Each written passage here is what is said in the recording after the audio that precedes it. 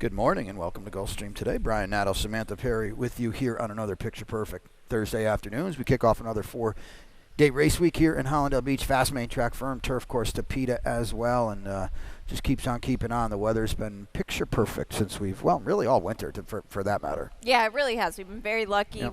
We're getting a quote-unquote springtime, I guess I would say, but just beautiful weather, fast track, firm turf course. Of course, the Tapeta's always fast, so very exciting.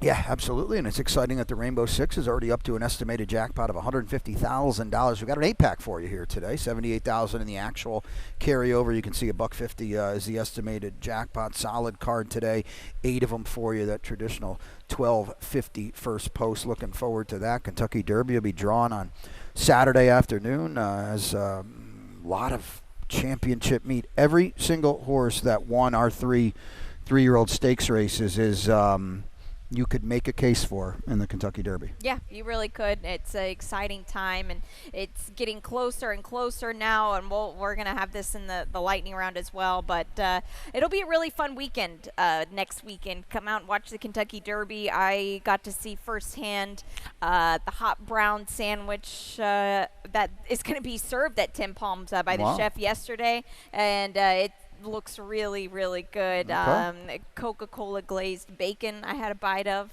yesterday's pretty Holding out on stinking me. good. Yeah. All right. Yeah. Preakness future wager as well. We'll put that in the lightning round a little later this week, Yes. but that's a good one too, and that's going to kick off. So I think your buddy Journalism was like the 8 to 1 or something like that. So if you have a strong opinion, a lot of times the Derby winner wins the Preakness. So that's food for thought as well. Well, Take note of that. If Journalism wins the Derby, he's winning the Triple Crown. Okay, there you go. You heard it here first, and that's.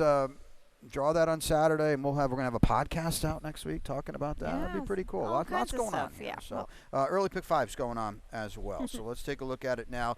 $18 early pick 5 for me, 4 deep in the opener. Race number 2, the top pick is the 7, Drink and Wink. That is also my long shot today. Race number 3, the 5 is a single at a short number, Eastern Extension. Race 4, 3 deep with the 7 on top, and that is Wiggle and Wine. And in race number 5, my best bet of the day is Boston Rose, 7 horse. So there we go as an $18 early pick 5 ticket. Not a lot of scratches on the card. We like that. Kick it off in a fresh, clean opener at a mile on a fast main track. 12-5 maiden claimers here, fillies and mares, 3-year-olds and up. And you're okay. Goddess Soteria. Well, we've got this replay of Goddess Soteria. You're going to try to see it out after a big lead last time. She couldn't hold it off. No, she couldn't at all, but maybe today she can. I don't know. To be honest, this is a field where it looks like a lot of these fillies are camera shy, but she tried hard, if anything, in this race here, and the winner that day, as you can see, 25 to 1. But that's kind of the MO in this group here. Maybe you can argue that because the 5 was on the outside, it was a little bit easier of a trip. I don't know, but you're supposed to see that through. Yeah. I get it. Maybe you can be a little more kind because it's 12-5 claiming. Yeah, I think we could run this race 10 times and have 10 different winners, or I guess maybe 8 times and have 8 different winners with 8 of them in here. I'm on the outside, his choice. Nothing clever here. Thought ran okay. If nothing else, the form is relatively consistent. Yeah, at least it's that. She's a 4-year-old too. Yeah, they're going to bet the 7 hard. That's fine, and she makes perfect sense, Coda Mia. But nothing she's done that says she's overwhelming against a group like this. And Princess Claudio closed. That might not be a bad thing to get a little piece late. And she is a 3-year-old filly, but she was in for 35 last time. Yeah, she was. And she gets back to a distance where that race 2 starts back in February. One more jump, she would have won. Yeah. Yeah, good call. Race number 2 on the turf, kicking off the early pick 4. Do take note, the rails are at 59 feet today. We'll go mile here on a firm turf course, $25,000 starter allowance, 3-year-olds and up. Scratch the 5, Fair-Haired Boy. We'll go to postward with 10 of them, and we'll take a look at Samantha's early pick 4. Yeah, and I've got my long shot kicking it off in this leg, and that's the 10.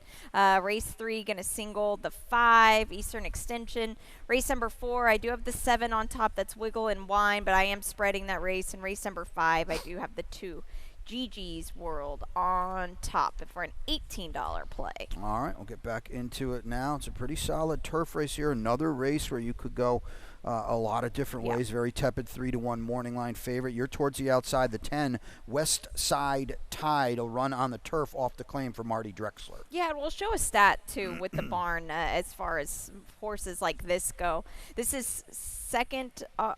Oh, I didn't mean to put second off the claim. Sorry, guys. This is supposed to be first off the claim on the turf, but that's fine. 20%. Still, yeah, it's still a huge. It's a good ROI. It's a nice percentage as well. So that's, I think, a good sign going into this race. Lightly raced as well. I think he's found a tougher group today, though. Well, he's found a way tougher Thank you, group. guys. There we go. Sorry, Look at guys. that. Yeah. Boys upstairs are the best. He's found a way tougher group today. But two things going on. A, he's going to be a big price in here. Yep. And then B, the other thing is Marty claims him. He doesn't want to lose him. So I Nope. think there's some positives there. The post isn't ideal, but I'll leave that to Raji Mirage to try to figure out. I'm on the 7. I'm price shopping here as well. The 7 is Drink and Wink. This is my long shot here. I don't know if we're going to get loose in here, but we'll be part of the pace. He flew last time and actually held relatively well, all things considered. Yeah, he really did. And today the rails are at 59 feet. Speed already is so good across this grass course, but as we continue to move the rails out further, this is a huge move up, especially with the fact that he does have that speed. Yeah, Samantha's giving you about a $300 exacta here. Freakazoid's another big price. Yeah, he is, and I just feel like maybe something funky could go on here. He's faced a tough group. He hung in okay with them. I mean, I know he only beat one horse home last time out, but I feel like that group on February 27th is a way different group than you're facing here today. Yeah, I mean, and he ran well, that group there behind Wally World and Goes the Clown, who we're going to see. In the finale. Actually, he was scratched for Goes the Clown. I think he's that's out a late of scratch? we have a replay of that. Okay. That's what it was. Okay. I'm not totally losing it. Yeah. We have a replay now of Four Top and Breakout. They ran okay. Second and fourth last time.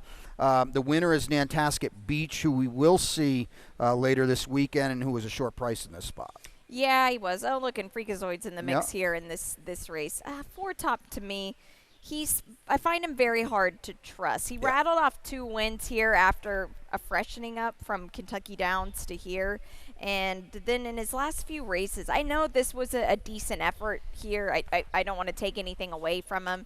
But I don't know. Aren't you supposed to see this through? Yeah, he's a horse to beat, but that doesn't mean you have to love him. I mean, he's 3-1 horse to beat. So, there are other ways you can go in here. If he runs this race again, he's probably going to win. But, he's not the most trustworthy, consistent type. I think that's a fair assessment. You're allowed to look around a little bit, and that's what we're doing, to be sure. And that's a big exacta for Samantha. 8 of them for you here on a Thursday. So we'll take a break after race 2. When we come back, Ron Nicoletti's got the rainbow ticket, $150,000 in your estimated jackpot. Stay tuned.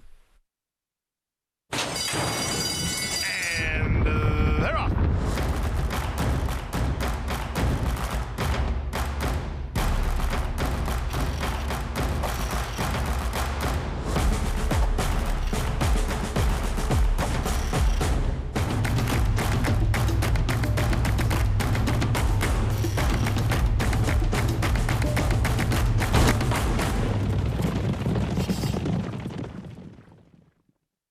Win big with new DRF All Access past performances. With one best-in-class product, you now get all 3 past performance formats. Easily switch between views. Access the most trusted information in horse racing with DRF All Access past performances. Go to DRF.com and use coupon code 1FREEPP for a free single card today. Welcome back to Gulfstream today. Brian Nadeau, Samantha Perry with you here. I say Perry. I walked by the new Bad breakfast. Parrot, Bad Parrot. Looked pretty good in there. It does, so, 8 races for you here today. That means 2 down, 6 to go, and that means it's Rainbow 6 time. Ronnie's in the office. He'll be out here for the opener, and that jackpot's already estimated up to $150,000. The carryover just a tick below $80,000. Good solid card today. Let's take a look at the ticket and what he's got going on. 43-20 play, and I like this with the single in the finale. I believe that goes the clown, but race 4, he has got Nebelina, Blonde Jack, Wiggle and Wine. Race 5, that's the spread race for him, and I don't blame him at all. That's a tough race. He's got my top pick, Gigi's World, Rachel Song in the mix, and Boston's Rose. That for Bobby DeBona first off the claim. Race 6, just 2 of them, Breakwater and Remerton. Race number 7. This is a tough race for the 3-year-olds here. Very exciting feature. He's got the 6 Roar of the Beast, who's coming off of a romping win last time out, but that was in the maiden optional claiming ranks. And in the finale, like I said, there's goes the Clown, who definitely is the one to beat in the finale today. No doubt about that. That is to be sure. A couple scratches will lower that price on him as well. But let's kick it off in race number 3. These are 17.5 maiden claimers, 3-year-olds and up. We'll go 5.5 on the Tapeta. It's a clean field of 6. We got everything right in a row in terms of the exacta, and that's the 5 Eastern Extension. The Tapeta race, 3 starts back, sprinting. Too much for these. Yeah, it really does look like it here, because that race was during the thick of the championship meet. Nando was pretty good that day. That was for Abreu, I believe. Yeah, just a beat fair and square, but you go back to that race and it just jumps out at you. Yeah, it does, because you got to maybe dig a little bit, and because he didn't want to route, he doesn't want to turf maiden special weight, that's for sure. So if you really kind of want to be hard-headed, that's the one race you're supposed to look at, and that's just better than this group. Reverend Moon's the other danger. He did do well to draw outside Eastern Extension. He might even get first run too. And he was, he added blinkers. He was okay last time. Yeah, he didn't disgrace himself too much at all. And this is good to be drawn on the outside of Eastern Extension. I agree totally. Yeah, Valid Sense in the mix for a piece. I think just underneath. I wouldn't use more than 5 and 6 on your ticket. No, I think you're supposed to get through the one money moves. Will be played with Paco down on the inside. It's a tough post, and it's a horse that just doesn't really. I don't even think he stacks off, to be honest, with the 6, let alone the 5. I agree. So I think he's an underneath player, if at all. Race 5 kicks off the late pick 5. We're back on the Tapeta at 5 furlongs. These are just 3-year-old fillies, $35,000 claimers. Scratch out the 3, Pop Rock. She's not going to try the Tapeta today. Samantha will try the late pick 5, though. Yeah, we will. And $48 is the play. And I have the 7 here, race number 5. I've got the 2 on top. That's Gigi's World. There's my single of the 6 here, Remerton. And race 7, I've got the 6 on top. That's Roar of the Beast. But I am spreading this race. Race number 8, just 2 of them for me. Extreme Access and Goes the Clown, $48. I'm sorry, I was adjusting my chair a little bit. Did you say you're singling Remerton today? Yeah, I did, yeah. Wow. I know. Okay. I know. I didn't want to use both of them in that spot. I get that. I'm not going to fight you on Yeah. that. We got a gang kind of race here. We There's a trio of them coming out. Let's take a look. Who's your top pick? And then Wiggle and Wine. Wiggle and Wine. All right, perfect. Yeah. Fire it away here. Like she you was said, good. Yeah, she was really good here. She's drawn perfect in this race today. This was facing winners here, which I like coming into a race like this for sure. This is a post position race for me, and she's just sitting in such a good spot, and she's one that can pass horses. Now, you see Nablina. Unfortunately for her, she was the rail draw that day. Well, today, guess what? We're in the same situation. It's very unfortunate and just unlucky spot to be in, because whenever you're just drawing the rail, you kind of either have to use more than you want to or be in her situation. Yeah, and to be fair to Nablina, too, she was cutting back and she was back on Tapeta. She kind of got punched in the face a little bit. It was quick fair. for her, I agree, yeah. Yeah, hopefully she can be a little closer today. What you just saw is, on paper, theoretically, exactly what you're supposed to see today. On paper, yes. Stalking 3 wide. Right. Blonde Jack's going to get bet hard here. She's dropping. I don't know how much she's dropping, though, even though it looks like they are starter optional claiming races. This technically is not. I don't feel like at that juncture of the meet we're running 35s. So I feel like she's going to get bet like this is a drop. But it might not really be. I don't really think when you read between the lines, it's not.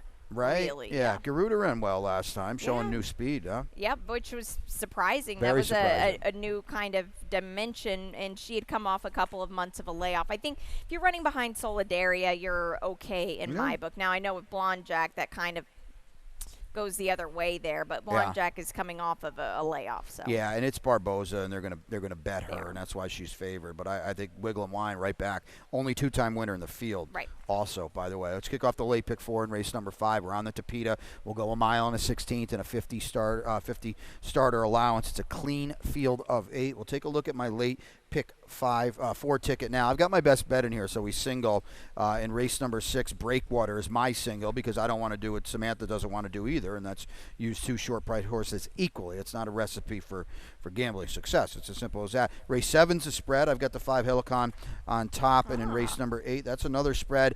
I scratch into War Officer. I'm not completely sold on Goes to Clown, even though he's clearly the horse to beat. I certainly don't want to pick War Officer on top, but I do scratch into him. Yeah. It's a flow race. We'll get to it. I think there's a lot of speed in there. Let's get back, though, to race number 5, and this is a pretty solid field as well. You've got Rachel Song, who they just can't bet enough on, right. But she doesn't have to win, and I like it. You're not picking her either. Gigi's World down from Turfway off a 3-0 win. Yeah, this is a move up for sure, but what I like about her is she's coming out of a race where a couple of winners came back to win. That flatters her quite a bit.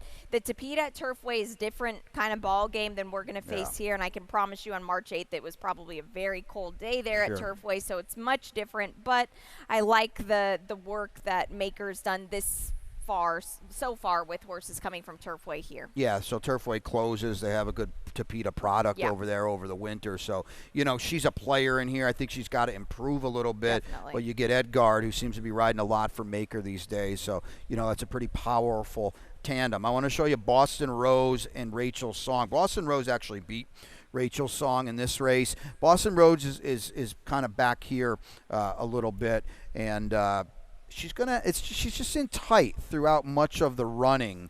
So I don't know about where she would have been, but you can see her drop back, and she had to come again. Yeah. And I thought it was a pretty solid effort. Rachel Song didn't fire in this spot, and she usually always does. They always bet her. She's been odds on in 3 starts. She was 7-5 here. I assume they're going to come back to her again because it's D'Angelo. She was a decent third. Boston Rose is my best bet of the day in this spot here. And, Bobby DeBona has been a little quiet. I'm going to try to get on the curve a little bit. She's inside for much of the running, too. 3-path throughout this stretch. I'm going to try to get ahead of everybody, maybe, and think this barn's going to start firing big shots. Well, you'd hope so. And if the price is right, that's a horse to go after for sure. Yeah, and I hope it will be because, like I said, Rachel Song, who we both have in second, they are just sending it in on her in each and every time. Yeah. Late pick 3 kicks off in race number 6. We'll go $170 on the Tapeta, and what is a 12-5 3L for 3-year-olds or 4 and up, which have never won 3 races. We're kind of integrating that condition in at Las Olas. Our old friend is out of here. Same threesome here, but we've got them mixed up a little bit. Remerton, and we've got the replay of Remerton as well, and Breakwater for that matter. Yeah, we'll take a look at it. This was 2 starts back for Remerton. For Breakwater, 2 starts back as well. Breakwater not where you want to be in a spot like this. Remerton is definitely in the good area of the track. So I get it. You could argue that Breakwater did the most running from here. Remerton's got a little bit of the H word in him. And it's not ideal, but how many times do we see this movie over and over again where they kind of take turns? I get it. It's right there in front of you with Breakwater. That's just kind of you're stuck in neutral a little bit between horses and Remerton. Why can't you just go by here? Yeah, not a good trip at all for Breakwater in that spot. I don't know how much run he had, but he didn't get to show it, to be sure. Remerton's drawn on the outside. It's a good post position for him. He's got no excuse today whatsoever. And to his credit and Scott Acker and the team's credit, he ran very well on the turf last time. Absolutely. Against the group that's surprisingly. Surprisingly way better than this. So he's a player in here, but again, back to the gambling 101, if your ticket's $20 and you use both of them, your ticket's $40, and that removes all value. Right. If you saw my late pick 4 ticket, you can play a backup with Remerton if you like my ticket, and extras with Breakwater, or vice versa if you like Samantha's pick, because it just doesn't do you any favors, any help by using them both equally. You got to have an opinion. Yes. So Late double in race number 7, and this is a fun one. Samantha alluded to it already. It's a state bred 1X here for 3-year-olds. This is a solid group, where you could go there could be 4 or 5 different favorites in here by post time, depending on who they want to bet. You are on the 6, Roar of the Beast. You're going to try to parlay that dominant maiden win last time. Yeah, it was nothing short of impressive that day, and it was made an optional claiming ranks, so there were maybe some horses that don't class up, but as far as today on April 24th, he looks pretty live. He's worked back decent enough for a race like this, and to me, I guess if you're just winning by 10 lengths in any type of condition, you're one to take a second look at. Yeah, and he added Lasix that day as well, and he blew up. Now, he is slow. There's no doubt about it on figures. He's going to have to get to a couple of these, but there was a breakthrough win, and he's got a lot of upside. I don't think there's any doubt about that. I'm taking a little stab here. Helicon comes back with blinkers and Lasix. He actually beat your pick, but that was a minute ago because we haven't seen him in a while. I just maybe I'm doing what you're doing. I don't fully trust the favorites in here, so I'm going to take a shot on another horse with a lot of upside. Yeah, and Jose D'Angelo has 2 of them. I used both of them in my ticket. I didn't know. Did you use both of them? No. Yeah, I did actually because I went 5 deep. The rail's tough with the 1. Yeah, it is. But blinkers go on Helicon too, and he'll make his first start as a 3-year-old. So you want to see him take another step forward. He's supposed to be sure. Now, their favorites are the 2 Joey Muscles and the 4 Latch the Hatch. They come out of the same race that was won by Rookie Card, who, Rookie Card, we probably won't see him again until next winter, but if Danny Gargan left him here all year, he would win stakes races. Definitely. For Florida breds, yeah. right? Well, maybe we'll see him for the Florida. There you go. Maybe. I don't know. Yeah. These are the 2 horses, but again, they're not overwhelming, and they're probably going to be underlays. Right? I think so too. Yeah. Joey Muscle's got a running style that just needs help, and I worry about that. Jose Morelos aboard has been riding so good, but he's going to have to thread the needle here. He's going to need some hitting up front because Joey Muscle's not a lot of early speed. We'll wrap it up in race number 8. We're on the turf here at a mile. 59 feet are the rails. Firm turf course in a 35-2L for 3-year-olds or 4 and up, which have never won the 2 races. The 7 Sentenza, that was my stab of a top pick in the 8 Friolento. They're both scratched, and do take note the 9 Roscoe Pine is going to run with blinkers on today. So just take note of that. Goes the Clown was a short number at the start of the day. He's a shorter number with 2 scratches now. Yeah, we'll take a look at the replay here because he was really good last time against a tough customer. Wally World, that was Chad Brown, right? Or no, did somebody else claim him? Yeah, I think that somebody had taken him. But you see him here. He's the 2 horse in this spot, and he got the jump on Wally World, which was good. He made a nice middle move. Now, this was in late January, so where have you been lately? Now they're putting him in for the $35,000 level, but when it's Jose D'Angelo, this is why he wins so many races, is because you're not trying to get overzealous with horses like this. You put them in where they belong, and I thought he ran really well here. He really did. Look at the splits there. You can't possibly run any faster going this trip on the turf, and he's the one that kind of got sucked into making that first move, and you just saw it there in deep stretch. He paid the price for it. I want to pick up on something that you mentioned, though. Where have you been? We run so many of these races. Yeah, it's not a good sign for sure. I don't know, but they're not giving him away either. He comes back for 35, and that's not a big deal at all. Scratch into the 2 War Officer. He's slow. He's got to face winners today. But okay, the one thing we haven't talked about, there is on paper a lot of speed in this race. That's fair. And I wonder if it's one of those trap races where on paper it looks like a lot of speed, but then they're just going to let somebody walk on the front end. Well, it's possible. Things happen when the gates open and everybody looks to the left and right. You going, I'm going, you going, nobody goes.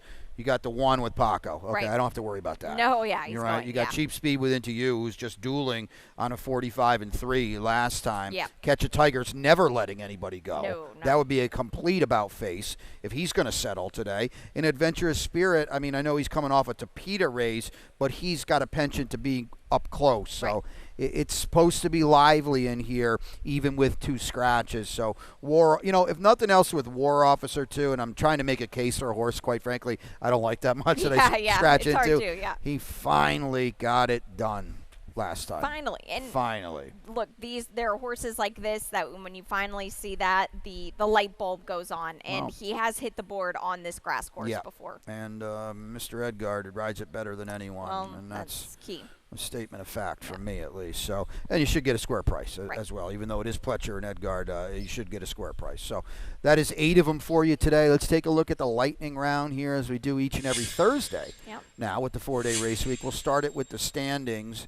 And this is I like this because we're still kind of in its infancy, and everything's still sort of up for grabs. Edgard's, above and away. This is going to be a lot of moving and shaking with Paco Monmouth coming up. Mika Husband's really solid job so far. Yeah, he has, and good kudos to Safi for just letting him. He's put him on some he's put him on some very live horses, but Mika Husbands has put in the time and the work. So you like to see that. And Miguel and Lionel, they're on the heels. We'll be there all year, and we'll take a look at the trainer standings now. And okay, Safi got the lead, but this is fun. Todd will drop down because the majority of his horses will be out, but these will be your 4, going forward, right? Yeah, they will be, and it's exciting too because Victor Barboza, he just fired so many shots throughout the championship meet and did it quite well. So we'll see him move up. Jose D'Angelo, he'll always be a force to be reckoned with. Yep. I'm interested in your thoughts on La Cara because everybody seemed to rave about her work. She was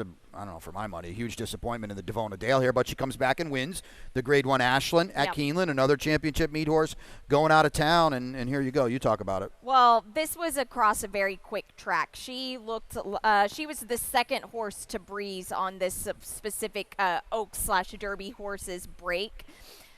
She worked really well, and what I like about this is the rider here is doing a little bit of urging, just a little with his hands, but other than that, they never even asked her, and to work as quickly as she did on a solo drill is pretty impressive. And what I like about her is that the further you watch her gallop out, she's got her ears up like, okay, what did I just do here? All right, well, that's good to know. Now, I will say this.